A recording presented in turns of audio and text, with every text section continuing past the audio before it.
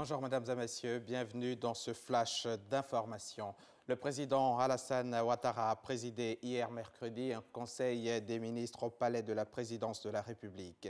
Entre autres sujets abordés, il était question de la réhabilitation et le développement du chemin de fer entre la Côte d'Ivoire et le Burkina Faso, l'identification, le contrôle des voyageurs et la gestion de l'immigration aux frontières. Nous y reviendrons plus en détail dans le 13h. Et juste avant ce conseil des ministres, le chef de l'État s'est entretenu avec Gilbert Ongbo, le président du FIDA, Fonds international de développement agricole, une agence spécialisée des Nations unies qui œuvre à l'élimination de la pauvreté rurale dans les pays en voie de développement. Au menu des échanges, la coopération entre le FIDA et la Côte d'Ivoire. À l'instar de plusieurs pays africains comme la RDC et le Cameroun, la Côte d'Ivoire va baser la deuxième phase de son programme national d'investissement agricole sur la mise en place de zones agro-industrielles particulières, autrement dit d'agropole. C'est l'une des principales annonces du panel relatif au soutien et à la mise en œuvre des plans d'investissement agricole. On en parle avec Lanciné Bakayoko. Ces zones agro-industrielles ou agropoles constitue la principale orientation formulée par le gouvernement dans le cadre de l'élaboration de la seconde phase du Programme national d'investissement agricole PNIA, programme devant couvrir la période 2017-2021. L'agropole, c'est l'ensemble des facteurs qui permettent de restructurer le secteur agricole, de créer de la richesse, de permettre aux producteurs d'être dans les conditions optimum et de permettre au secteur privé de venir investir dans un environnement qui est déjà propice. L'urgence à présent, c'est en effet de passer à la phase de transformation structurelle de l'agriculture ivoirienne. Le PNIA 2 devra donc adresser de façon intégrée les questions de production avec la maîtrise totale de l'eau, la mécanisation de l'activité, la formation professionnelle, la commercialisation et la valorisation des produits agricoles sur place.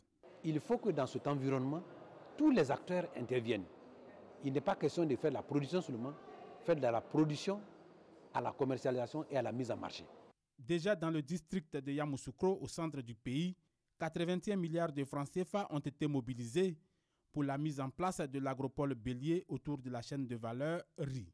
En dehors de l'agropole du Bélier, il y a l'agropole du nord, de la région du Poro, il y a l'agropole dans l'ouest, il y a l'agropole dans le nord-est, et les autres vont être déterminés en fonction des découpages agroécologiques.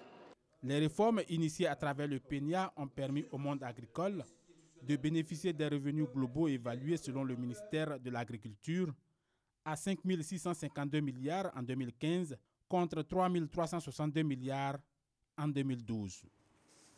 L'actualité internationale en bref. Au Sénégal, l'annonce était attendue. Il avait un bon bilan, gagné notamment les élections législatives en étant à la tête de la majorité présidentielle en juillet dernier. 24 heures après sa démission, Mohamed Boun Abdallah Dionne vient d'être reconduit à son poste de Premier ministre. L'annonce a été faite par la présidence hier mercredi.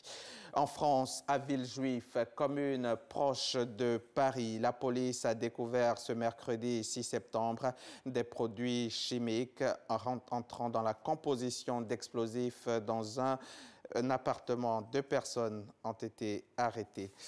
Et puis, les présidents américains et chinois Donald Trump et Xi Jinping ont eu hier mercredi leur premier entretien téléphonique depuis le 12 août.